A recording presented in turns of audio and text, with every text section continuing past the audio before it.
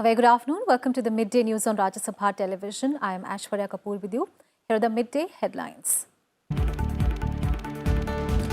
No intrusion of individual mobile cell data by the government, assures the Union Minister Ravi Shankar Prasad on the issue of call record surveillance. Says government committed to protect right to privacy of every Indian. Former CJI Ranjan Gogoi takes oath as Rajya Sabha member. Prime Minister Modi to address the nation at 8 p.m. on ongoing coronavirus outbreak. Chairs high-level meeting to review efforts to contain COVID-19. On Prime Minister Modi's recommendation, G20 leaders to address coronavirus pandemic in a virtual summit next week. ICMR says no evidence of community transmission of coronavirus. Number of infections in India stand at 166 after CBSE, ICSE postpones class 10 and 12 board examinations. Joint entrance exam for IITs and engineering colleges also postponed. Railways cancel 84 trains between 20th of March and 31st of March. Worldwide death toll from coronavirus crosses 8,500 for the first time since outbreak. No fresh domestic cases in China. Italy registers 475 new deaths, the highest one-day rise. US President Donald Trump signs multi-billion coronavirus aid package.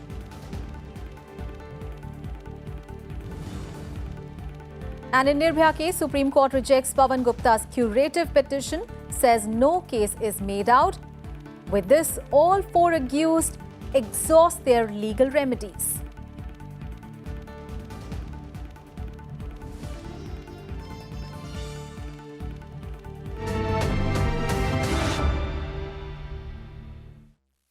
First, an update on the coronavirus situation, and Prime Minister Narendra Modi will address the nation this evening at 8 p.m. on the situation arising out of coronavirus outbreak.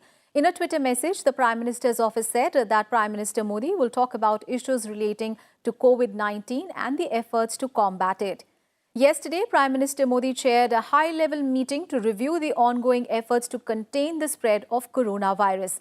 In the meeting, ways to further strengthen India's preparedness were discussed, including further enhancing testing facilities in our country. He has also urged officials and technical experts to deliberate on the steps to be taken next. The Prime Minister also expressed gratitude to all those at the forefront of combating coronavirus, including state governments, medical fraternity, armed and paramilitary forces, those in the aviation sector, municipal staff and others. The Prime Minister has been urging people to prepare themselves but do not panic. He has supported the idea of avoiding non-essential travel and also limiting gatherings to check the spread of the virus.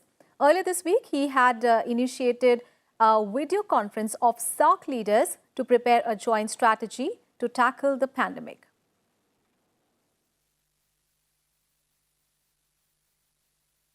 And a day after Prime Minister Modi suggested a joint conference of the G20 nations to frame a joint strategy to address the coronavirus pandemic, Saudi Arabia has called for a virtual summit next week.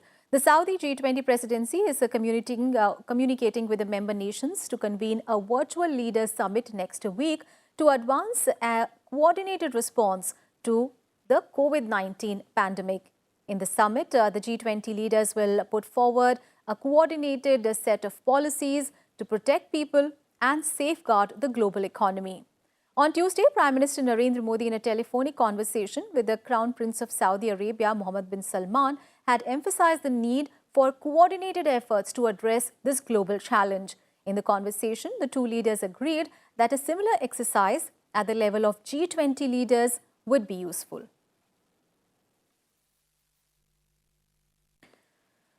And in India, the number of cases of coronavirus infections have risen to 166, out of which 148 are active cases. 3 people have died so far due to coronavirus. Chandigarh reported its first coronavirus case as a 23-year-old woman who returned from London on 15th of March tested positive. A second positive case in Andhra Pradesh has also been reported as a person who returned from England on 15th of March also tested positive. Meanwhile, the ICMR has said that there is no evidence of community transmission of COVID-19 as the testing of 826 random samples turned out to be negative. Meanwhile, Railways on Thursday cancelled 84 trains which will not operate between 20th to 31st of March, and with this the total number of cancelled trains has climbed to 155. The National Transporters has also issued a set of guidelines to the zonal headquarters for its catering staff, stating that no employee having fever, cough, runny nose or difficulty in breathing should be deployed in the business of food handling. And the ICSE board on Thursday also postponed class 10 and 12 examinations due to the novel coronavirus till 31st of March. The move comes a day after the CBSE postponed the ongoing class 10 and class 12 examinations till 31st of March. The joint entrance exam for admission to IITs and engineering colleges has also been postponed. Meanwhile, India has also temporarily banned the entry of passengers from 36 countries, while people travelling from 11 countries will be mandatorily quarantined in the wake of coronavirus. Also, overseas citizen of India or the OCI card holders, except from the restricted countries, will be required to obtain a fresh visa from the Indian mission and only then allowed to enter India. India has also evacuated its 405 citizens, including students who were stranded at the Kuala Lumpur airport in Malaysia due to coronavirus outbreak. On Tuesday, the Indian government approved Air Asia flights for Delhi and Vizag to help the stranded Indians. The Indian nationals, remember, were struck at the Kuala Lumpur airport after the government banned the entry of passengers from EU countries, Turkey and UK from 18th to 31st of March, and also closed its doors to those from Afghanistan, the Philippines and Malaysia with immediate effect. All right, let's go across to Anu Diwan, who's tracking the coronavirus situation in our country. Anu, the number of cases is slowly rising. We have seen, few more cases, though the number, of course, is still less compared to the, population of the country. And the ICMR has clearly stated today that there is no sign of any community transmission, which is, of course, the worst stage as far as, any virus transmission is concerned. What more can you tell us? Because the Prime Minister is also going to address the nation tonight, and he'll also speak about these measures that are being taken to contain the spread. Very true, Aishwarya. Just to check that whether we are going into the community transmission stage or not, ICMR has randomly taken up 826 samples to test coronavirus, whether they have or not. But we have a very good news that ICMR, according to it, said that none of the tests in 826 sample we got a positive results, all were negative. So we can be sure, we can take a we can say that we are into stage 2 only, where we can protect ourselves and prevent ourselves from going into the stage 3, that is the community transmission stage. So only the thing we need to do here is also like we need to be more precautious and more cautious and take these measures given by the government, advisories by the government, follow them as we are following till now. Washing your hands, maintaining hygiene and avoiding crowded places, all these measures, travelling to abroad, non-essential travels and etc. Advisories given by the government. If we talk about the number of cases, the total number of cases are now risen to 166 total number, out of which 148 are the active number of cases. That means these people are being hospitalized, are under treatment for coronavirus, and up till now 15 people have discharged till now.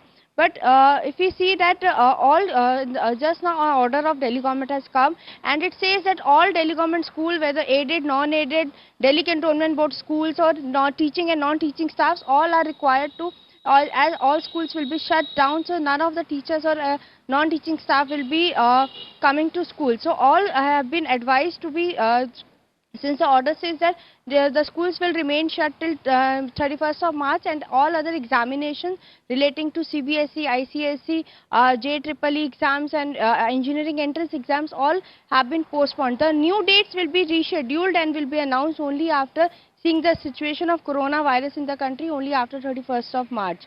And if we say that today is all eyes and ears will be on the Prime Minister's address tonight at 8 p.m. where he will be addressing the nation on the issue of coronavirus in the country, giving them measures, giving them advice on how to tackle this situation and not to create panic and be prepared for the situation. So all eyes and ears will be on today's Prime Minister's address, that what he speaks, what all steps have been taken up by the government till now. He will definitely give a brief detail of, to public in his address today, Aishwarya. Absolutely, and the very good thing, of course, in this entire exercise is that the ICMR has confirmed that there are no signs of community transmission, and hopefully India doesn't reach that stage. That is the idea of taking all the precautions and the measures that the government is taking. Thank you so much, Anu, for all those updates. And now let's talk about the global situation. The coronavirus pandemic has claimed 8,657 lives so far across the world, with the number of infected cases rising to over 2 lakh globally. Governments across Europe, North America and Asia have rolled out tough measures to contain the spread of the deadly virus.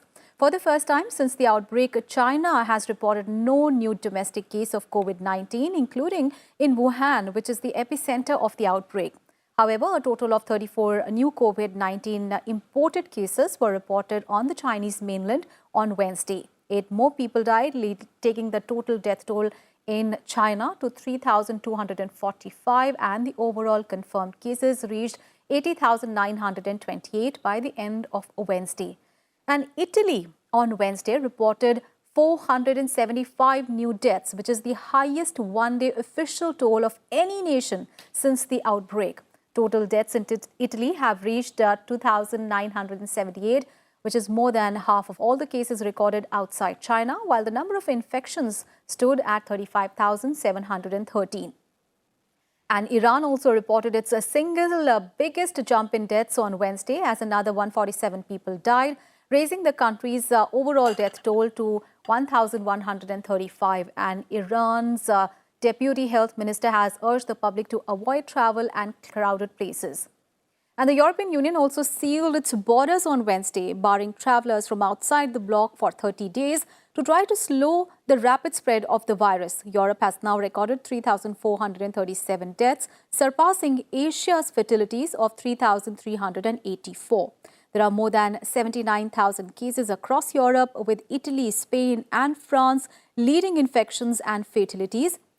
And London and Washington have announced massive economic stimulus packages after coming under fire over their response to the crisis. US President Donald Trump said that the White House was discussing a substantial spending bill with Congress that would include immediate cash payments to Americans.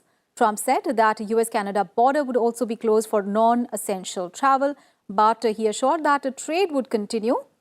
Meanwhile, Australia's government has also urged citizens to not travel abroad and has banned the gathering of more than 100 people, as the cases there have topped 500. Malaysia has, remember, already banned travelers from overseas. Vietnam has blocked visitors from several European nations.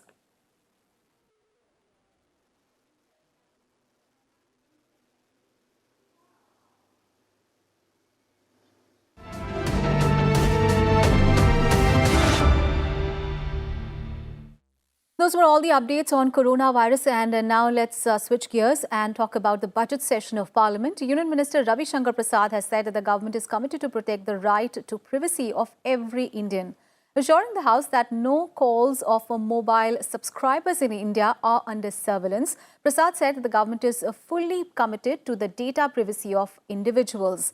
The issue was raised by Congress MP Anand Sharma with regard to the Department of Telecommunications statement that was issued on Wednesday. There is no surveillance, there is no intrusion of privacy, no individual phone is being tapped, conversation recorded. Today the department issued a public statement that because of new technology to address the issue of call drops, numbers are being taken as to in a particular area it is under shadow or whatnot. And this is being done with the approval and cooperation of the operators. Therefore, I want to make it record, there is no surveillance, no intrusion, no invasion of privacy at all. Government officials, Department of Telecom, seeking the call data records of millions of subscribers, not randomly, but on a regular monthly basis, including Delhi, where we all live, which has raised bona fide concerns about India being converted into a surveillance state and the call data records being called for. This is also a serious breach of privacy of the citizens. Delhi alone, sir, has 53 million subscribers. I therefore would like the government to place on record of this House the Home Secretary's orders, how many orders in specific cases, when those orders, when the concerned superintendents of police informed the district magistrate. And early in the morning, former Chief Justice of India, Ranjan Gogoi, took oath as a member of Rajya Sabha today. The former CJI was, remember, nominated to the Rajya Sabha by President Ramnath Kovind on Monday.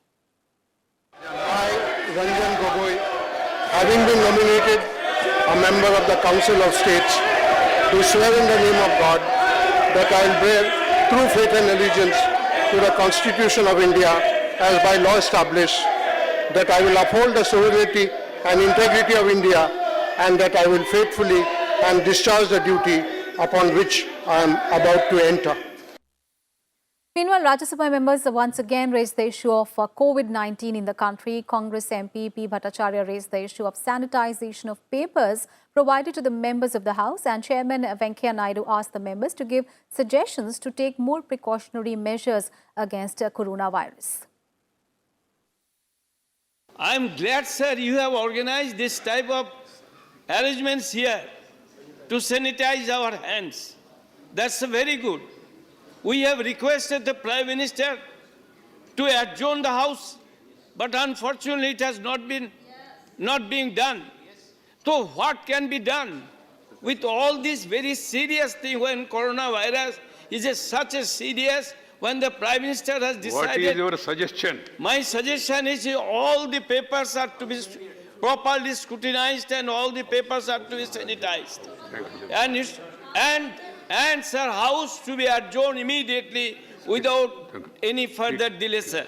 Adjournment is no solution, but the House need to be informed that sanitizers have been given to all the people who are dealing with these papers. Further steps to be taken, keeping in view the suggestion given by honorable members. As I have said yesterday, if any member has got some more suggestion also, they can give it in writing, addressed to me, addressed to the Secretary General. It will be attended to. Revise list, bulletins और questions, sir ये NIC document पे members को mail से आते हैं. भट्टाचार्य जी उसका उपयोग करें. And now a look at the Rajya Sabha's legislative business for the day today. The Dam Safety Bill 2019 is listed in the House for consideration and passing. The bill provides for the surveillance, inspection, operation and maintenance of all specified dams across the country. And the bill will be moved by Union Minister Gajendra Shekhawat. And the House will also continue further discussion on the working of the Ministry of Micro, Small and Medium Enterprises. The discussion was raised yesterday by MP TKS Elangovan. Also, discussion on the working of the Ministry of Law and Justice and the Ministries of Rural Development and Agriculture and Farmers' Welfare is also listed in the day's agenda today. And talking about Lok Sabha now, the lower house will today take up the Institute of Teaching and Research in Ayurveda Bill 2020 for consideration and passing. This bill aims to provide for the establishment of an Institute of Teaching and Research in Ayurveda and to declare it as an institution of national importance for the promotion of quality and excellence in education, research and training. And Finance Minister Nirmala Sitharaman will move the Banking Regulation Amendment Bill 2020 in Lok Sabha today. This bill aims to further amend the Banking Regulation Act 1949.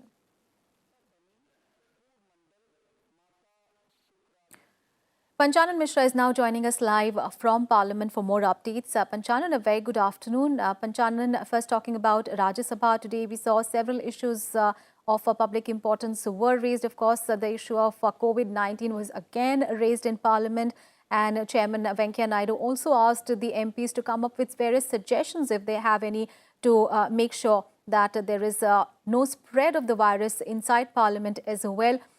And apart from that, in the post-lunch session, we understand there are bills that are listed, and there is a discussion also listed on the working of several ministries. Yes, Aishwarya, both the houses are functioning very well, and particularly if we talk about Rajya Sabha.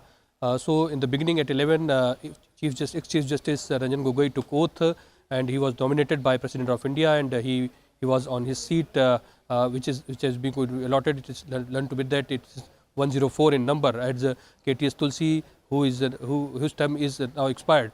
So Ranjan Gogoi took the oath, and then after the major issues of national importance was raised, that data protection was raised by Congress MP Anand Sharma, and also a call drop issue was raised by Shiv Sena member Sanjay Raut, and also issue of coronavirus was also raised by Pradeep Bhattacharya and various members. That one issue was that the papers the MPs gets in the morning, whether they are sanitized or not. That was the question raised by Pradeep Bhattacharya. So the chairman said that it must be taken care for all these issues, and different questions were answered also in this first half of the session. And in the second half, there will be a discussion on this MSME sector, because four ministries were there earlier. Discussion on railway is over on this demand for grants, but the three ministries are still there. And yesterday Rajya Sabha discussed this MSME sector, and today also the discussion will go on, and it is being learned that Nitin Gadkari, who is in charge minister of MSME sector, will respond. And thereafter two more ministries, Law and Justice and also Agriculture, will be there. And one bill, dam safety bill, is also listed there in the business. This is related to inspection, surveillance of the various dams in the country, and the centre will have authority to make law on the for the safety of these bills. So this is a total business of Rajya Sabha. It's a quite heavy business there, and we are expecting a good discussion on this.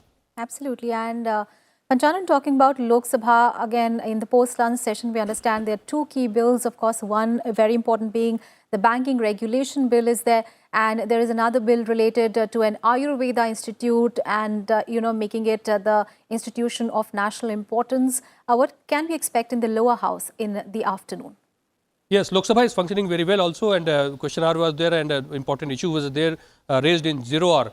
And in the post-lunch session, there are two bills has been put, and the one is related to Ayurveda Institute, which is being set up in Jamnagar. That will be an institute of national importance in the field of Ayurveda, and the three important institutions will be clubbed for making this institute of importance. And also banking regulation bill, which is more important because cooperative sector will be more strengthened. As we saw that in the PMC scam, there was lacunas in these cooperative sector. So this bill mandates to correct all these things. And as you know that in the Lok Sabha, major budgetary discussions are over, but we are waiting for the finance bill. In any time, government may list in the coming days. But today, the two bills are there, and in the post-lunch session, we can see a discussion on that.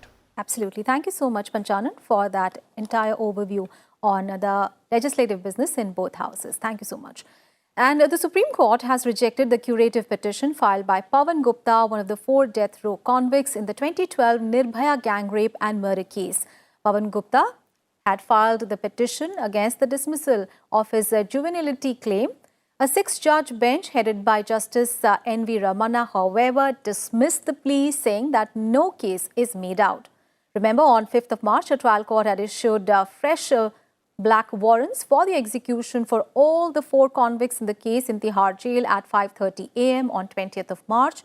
And with this, all the convicts have now exhausted their legal remedies and constitutional remedies with the filing of their mercy petitions, which have been rejected by the President.